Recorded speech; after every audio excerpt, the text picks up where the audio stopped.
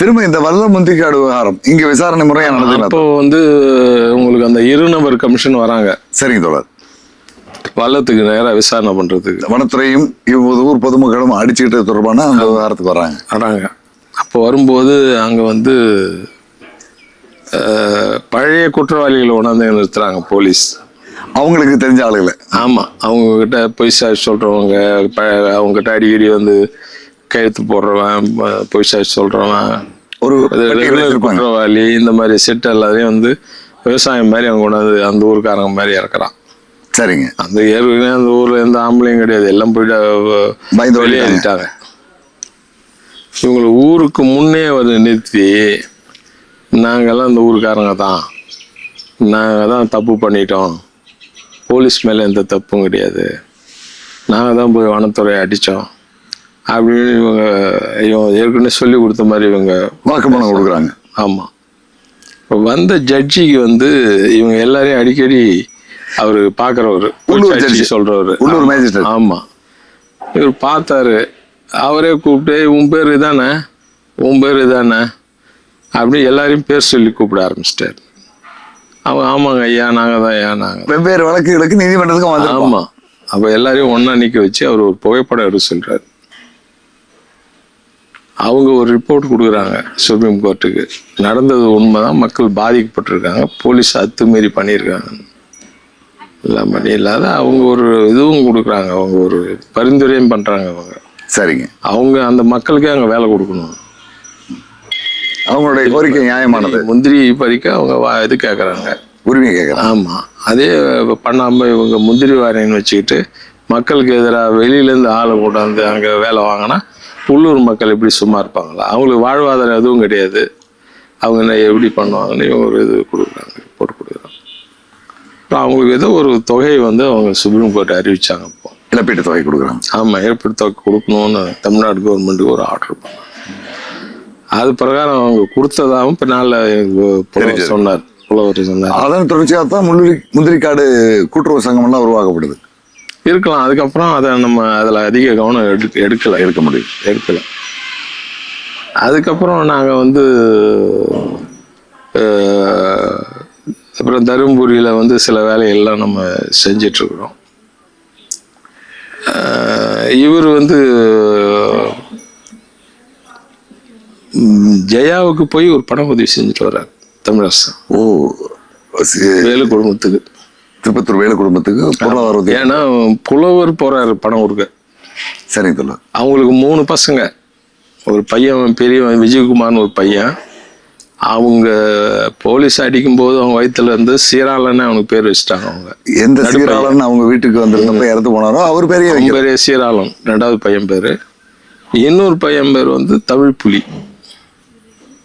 அவன் ஒரு வயசு 1.5 வயசு தான் இருந்தான். அப்போ 85-86 கட்டத்தில்.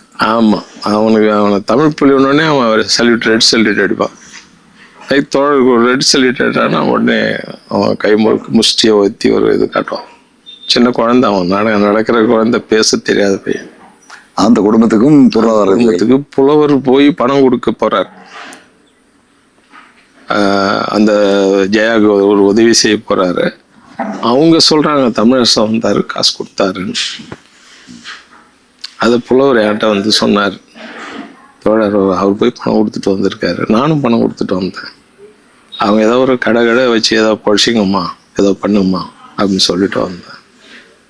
முடிஞ்சா அப்புறம் ஏதாவதுன்னா நான் பார்க்குறேன் அப்படின்னு சொல்லிட்டு வந்தேன். அப்படின்னு உங்களை தேட முடியல, நான் உங்களை கூப்பிட்டு போயிருப்பேன்ல. நான் அப்புறம் யோசனை பண்ணேன், நீங்கள் வராதோடு நல்லதான், அங்கே இன்ஃபார்மர்லாம் இருப்பான், அங்கே ஒரு இதுவாக இருக்கா, ஏதாவது போய் கேஸ் போட்டுருவானோ, உங்கள் மேலே ஏதாவது வழக்கு வரலாம், உங்கள் மேலே ஒரு கண்ணா இருக்காங்க அப்படின்னு. அது மாதிரி அவங்க போய் ஒரு உதவி பண்ணிட்டு வந்தாங்க.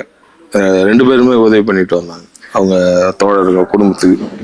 ஒரு முறை நீங்களும் தமிழரசனும் சிறையில் இருந்து யாரோ ஒருத்தர் போய் பார்த்து உதவி செய்ய. தமிழரசன் இல்லை, புலவரும் நானும். சென்னையில என்னை கூட்டு போனாரு புலவர். சரிங்க. மத்திய சிறைக்கு கூட்டு போனார். சென்ட்ரல் ஸ்டேஷன் கிட்ட இருக்கிற மத்திய சிறை. அங்க உடுமலைப்பேட்டை கந்தசாமின்னு ஒரு தோழர் இருந்தார்.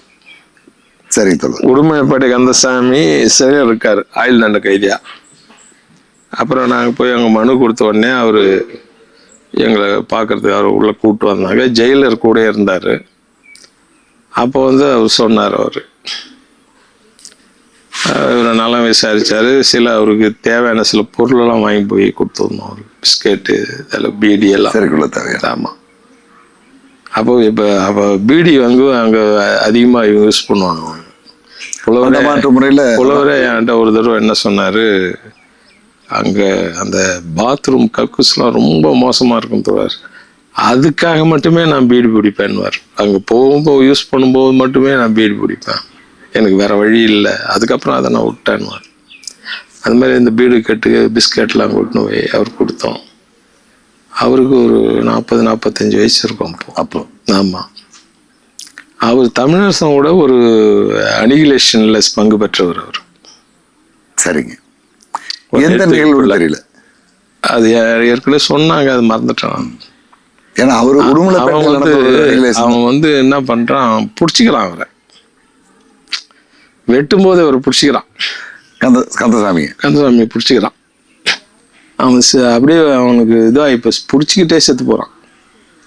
மேல முடியல அவரால். இவர் மேல முடியல. மற்றவங்க அங்கேருந்து மற்றவங்க ஓடியாராங்க, பிடிக்கிறதுக்குன்னு ஓடிட்டாங்க. இவங்கெல்லாம் தப்பிச்சு வந்துடுறாங்க. இவர் மாட்டேன் அவங்களுக்கு தெரில, அவன் பிடிச்சிக்கிறது.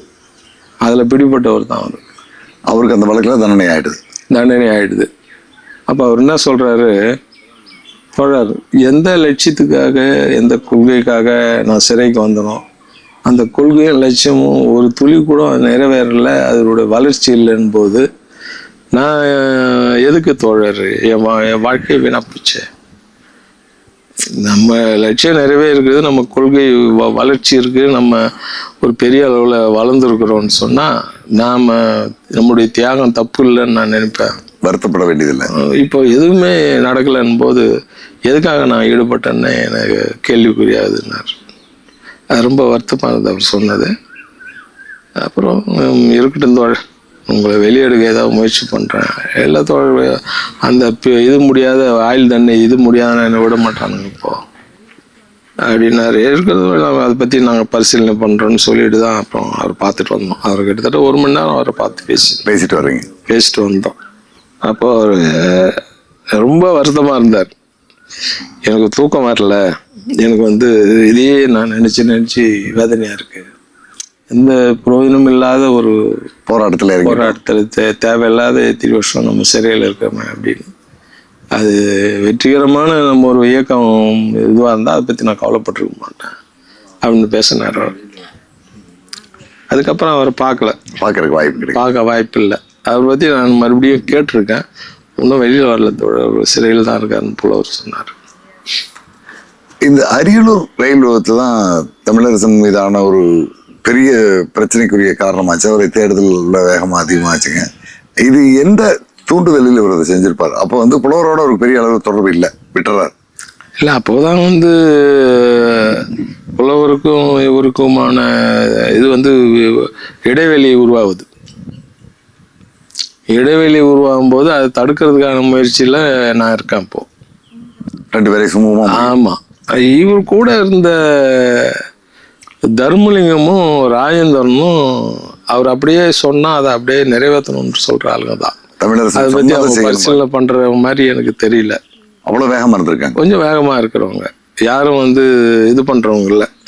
என்ன மாதிரியோ தமிழ்ச்செல்வம் மாதிரியோ புலவர் மாதிரியோ ஒரு விஷயத்தை ஒரு ஆய்வு பண்ணுற ஒரு சூழ்நிலையே கிடையாது. கமாண்டர் சொன்னால் கேட்குற மாதிரி சொன்னால் சரியானது தான், சரியாக தான் இருக்கும்.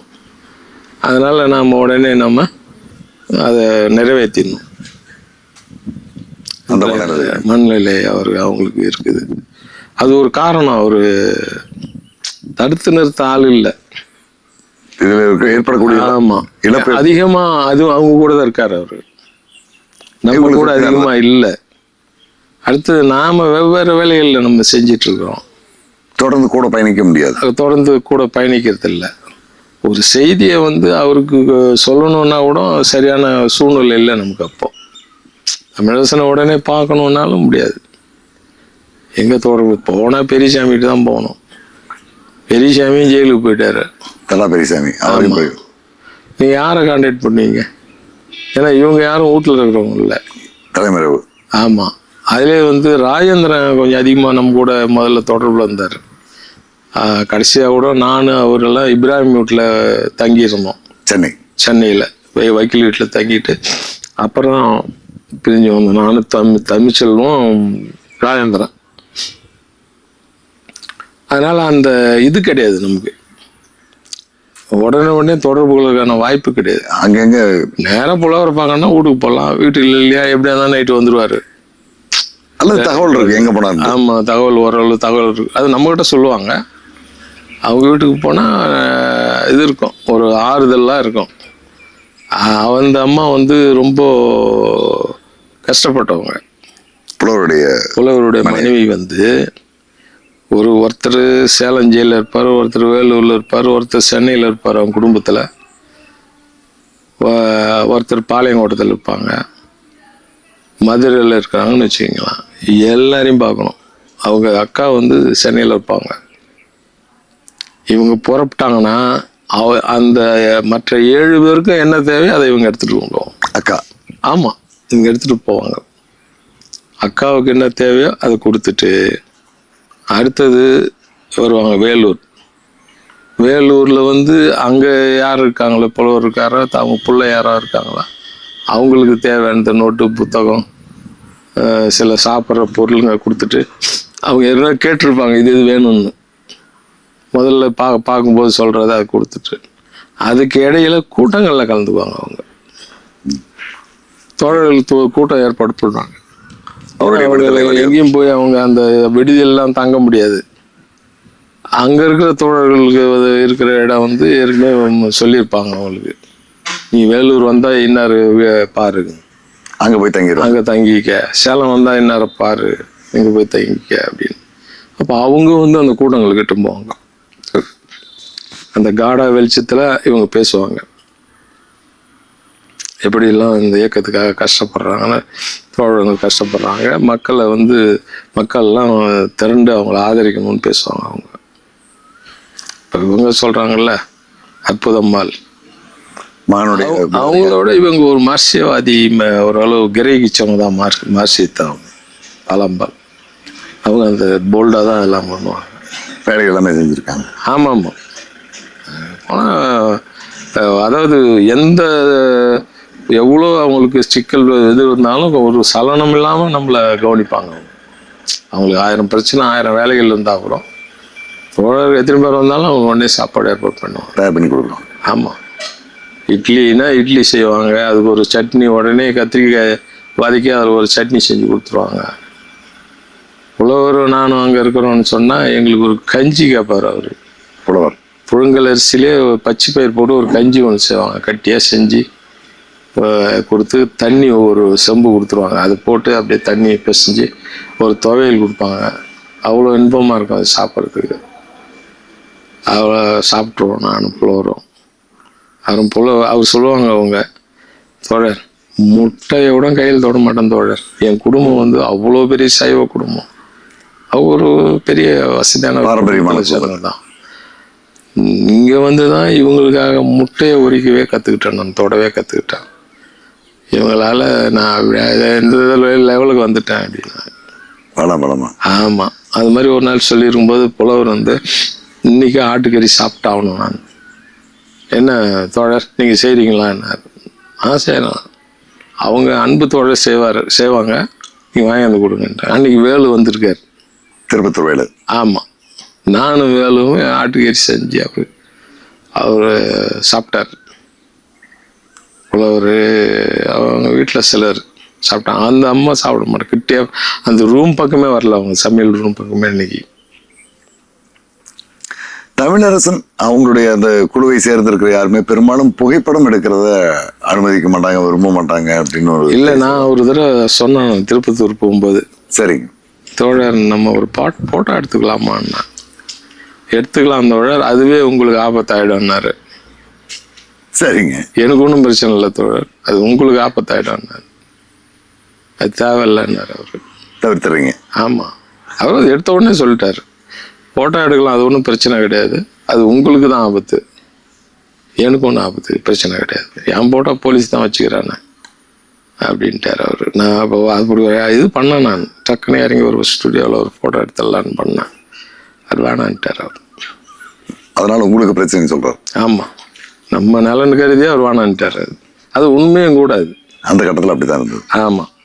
அதே மாதிரி அவருடைய ஆதாரப்பூர்வமா அவரோட இருக்கிறது நம்ம இது கொடுத்துறோம் இல்லாம ஆதாரத்தை கொடுத்துறோம்ல. பல வழக்குகள் தொடர்ந்து வரும். ஆமா, அது என்ன ஒண்ணு, வீரப்பனும் இல்ல பிரபாகரனும் 2 பேரையும் தமிழரசன் சந்திருந்தா இழப்பு போர்லயும் பெரிய மாற்றம் ஏற்பட்டிருக்கும், வீரப்பன் வாழ்க்கையில ஒரு பெரிய மாற்றம் ஏற்பட்டிருக்கும். இவர் அந்த கட்டத்தில் சந்திக்க வாய்ப்பு. ஏன்னா இவர் என்னை பொறுத்த வரைக்கும் பிரபாகரனை விட திறமை வாய்ந்தவர் தமிழரசன்.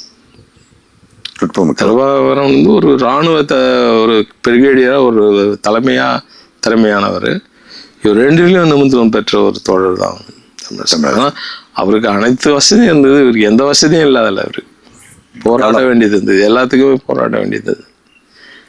அவருடைய இவர் தத்துவார்த்த விஷயங்கள்ல ரொம்ப பயின்றவர், மார்க்சியத்தை நல்லா பயின்றவர் அவரு தமிழரசன். ஆமா, தேசிய விவகாரங்கள்ல எல்லா இதுவும் தெரியும் அவருக்கு. 2வது அவர் எப்படி மொழி தோன்றியது, மனிதன் தோன்றியதுலேருந்து மொழி தோன்றியதுலேருந்து இன்றைய வளர்ச்சி வரைக்கும் பேசுவார் அவர்.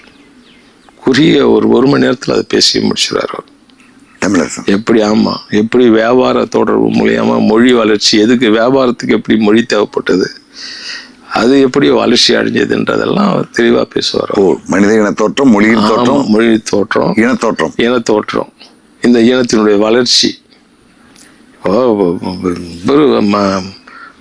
ஏங்கல்ஸ் ஒரு புத்தகம் எழுதியிருந்தார், குடும்பம் அரசு தோற்றம். குடும்பம் எப்படி உருவாச்சு, அரசு எப்படி உருவாச்சு, சொத்து குடும்ப தோற்றம், அரசு தோற்றம்னு ஒரு புத்தகம் இருந்தார். அந்த மாதிரி அதிலே மார்க்ஸ் சொல்லுவார், முதல்ல அடிமை சமுதாயம், பிரதான பொது உடைமை சமுதாயம், நிலப்பொருத்த சமுதாயம், அடிமை சமுதாயம், நிலப்பொருத்த சமுதாயம், முதலாளித்துவ சமுதாயம். இதுதான் இன்றைய வளர்ச்சி, இன்றைய முதலாளித்துவ சமுதாயினார். லெனின் அதை ஒரு படி போய் ஏகாதிபத்தியத்தை கொண்டு வந்தார். அதனுடைய வளர்ச்சி ஏகாதிபத்தியம். அடுத்த இம்பர்லிசம், முதலாளித்தினுடைய வளர்ச்சி இம்பர்லிசம் அப்படின்னார், ஏகாதிபத்தியம். அது லெனின் பண்ணாத, மார்க்ஸ் காலத்தில் அது ஏகாதிபத்தியம் கிடையாது. இல்லை, ஏகாதிபத்தியம்ன்ற வார்த்தையை அவர் பயன்படுத்தலை. அது மாதிரி அந்த ஒவ்வொரு கட்டத்திலையும் அதனுடைய அடுத்த கட்டம் என்னன்றதை பத்தி ஆய்வு பண்றவன் தான் உங்களுக்கு மார்க்சியவாதி. அடுத்து என்ன, இதுல இன்றைய காலகட்டத்துல என்ன மாற்றம் ஏற்படும், கடந்த தலைமுறையிலிருந்து இந்த தலைமுறை மாற்றம் என்ன ஏற்படுது, முதலாளித்த மாற்றம் ஏற்படுது, பாட்டாளி வர்க்க விஷயங்கள்ல என்ன மாற்றம் ஏற்படுது, மார்க்சியம் அதை பற்றி என்ன சொல்லுது என்ற மார்க்சியம் விஞ்ஞானபூர்வமான ஒரு தத்துவமா இருக்கிறதால அதை நீங்க நம்பலான்ற ஒரு சூழ்நிலை இருக்கு. ஏன்னா விஞ்ஞானம் தான் இன்னைக்கு உலகத்தை கொண்டு போகுது, அறிவியல் தான் நம்ப தகுந்தது. அப்ப அதை அடிப்படையாக கொண்டது தான் மார்க்சியம். டார்வினிசத்தை வச்சுதான் மார்க்சியம் இன்னைக்கு பேசுது. கண்டிப்பா உயிர் தோற்றம் வளர்ச்சின்றது எல்லாமே. அப்ப உங்களுக்கு ஒவ்வொரு விஷயத்தையும் அவங்க ஆய்வு பண்றாங்க. இப்போ ஸ்டாலின் இன்னைக்கு பெரிய சர்வாதிகாரின்றான். ஆனா ஸ்டாலினை போற ஒரு நிர்வாக திறமை ஒரு பெரிய தலைவர் இந்த உலகத்திலே அவனும் கிடையாது. ரஷ்ய ஆமா, ரஷ்ய ஸ்டாலின் ஜேவி ஸ்டாலின் ஒரு சிறந்த தலைவர், நிர்வாகியா இருந்தார். அந்த நாட்டை இன்னைக்கு உலக வல்லரசா இன்னைக்கு சோவியத்தை கொண்டு வந்தவருடைய ஒரு திறமையை அவர்கிட்ட இருந்தது. பாலைவனத்தை சோழவனமாக்கினார். அவரை ஒழிச்சாதான் இந்த உலகத்துல கம்யூனிஸ்ட ஒழிக்க முடியும்னு அவருக்கு எதிரான பிரச்சாரத்தை உலகம் முழுக்க கொண்டு வந்தான். ஒரே மாதிரி எல்லா நாடுகள்லயும் அவருக்கு எதிராக பேச ஆரம்பிச்சான். இன்னைக்கு இங்க பேசுறதும் அதுதான். ஸ்டாலின் சர்வாதிகாரி, ஸ்டாலின் இது பண்ணணும்னு அவரை ஏற்றுக்கூடாது, அவர் ஒரு இரும்பு மனிதர், இரக்கமற்றவர், அவர் நிறைய பேரை கொண்டுட்டாரு, அவர் நிறைய தப்பு பண்ணாரு அப்படின்னு அவர் இட்டு கட்டி நிறைய பேச ஆரம்பிச்சது ஸ்டாலினுடைய ரஷ்யா வளர்ச்சியை உலகத்துல இருந்து மறைக்கணும்ன்றது தான். நோக்கம். இன்னைக்கும் அதை பேசிட்டு இருக்காருன்னா அதான் காரணம். ஹிட்லருன்ற ஒரு பெரிய ஒரு பாசிச தலைவனை ஒழிச்சதில் அவருடைய பங்கு தான் முதல் பங்கு. இப்போ அவர் சொல்றார், தலைவர்கள் வருவார்கள் போவார்கள், மக்கள் என்று சிரஞ்சீவிகள். நிரந்தரமான தலைவர் கிடையாது, மக்கள் தான். மக்கள் தான் அப்படின்றது தான் அவருடைய கோட்பாடு. அந்த கோட்பாடுகள் எல்லாம் உள்ளடக்கிய சிந்தனையாளராக தான் தமிழரசன் இருக்காரு. ஆமாம், அதில் அவரு அந்த விஷயங்கள்லாம் ஓரளவு கற்றுத்தேர்ந்தவர் தான். தமிழரசனுடைய வாழ்க்கையில் திருமணம்ன்றதுக்கு கூட இடமே கிடையாது. அவரை பற்றி ஆமாம், அவங்க அம்மா திருமணம் பண்ணணும்னு தொடர்ந்து வலியுறுத்தின்னு வந்தாங்க. சரிங்க. அவர் அதை ஒத்துக்கல. அவர் திருமணத்தை அவர் ஒத்துக்கல. அதை பற்றி பேசணும்னா என்ன பார்க்காதன்ட்டார் அவர்.